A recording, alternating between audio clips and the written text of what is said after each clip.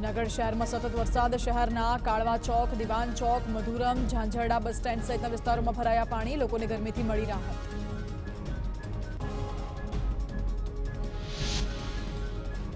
સાબરકાંઠાના હિંમતનગર અને આસપાસના વિસ્તારોમાં વરસાદી માહોલ. બપોર બાદ અનેક વિસ્તારોમાં ધીમી ધારે વરસાદનું આગમન.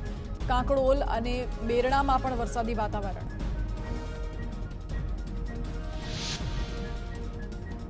અમરેલીના ગ્રામ્ય વિસ્તારોમાં મેઘરાજાની મહેર. વાવડી, શેલ, ખંભાળિયા, કરેણ, ધારગણી ગામોમાં વરસ્યો શ્રીકાર વરસાદ. વાવડી ગામની સ્થાનિક નદીમાં પાણીની આવક.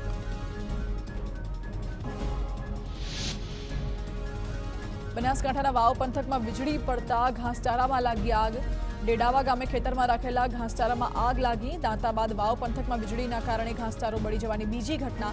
આગમાં ઘાસચારો બળીને ખાખ. ખેડૂતને આર્થિક નુકસાન. પોરબંદરના તોફાની દરિયામાં લોકો સ્નાન કરતા દેખાયા. 2 દિવસ પહેલા ભાજપના અગ્રણીએ તંત્રને સમુદ્ર તરફ જતા લોકોને અટકાવવાની કરી હતી માંગ. સમુદ્રમાં ભારે તોફાની મોજા વચ્ચે લોકો સ્નાન કરતા જોવા મળ્યા. લોકો પોતાનો જીવ જોખમમાં મૂકીને કરી રહ્યા છે સ્નાન.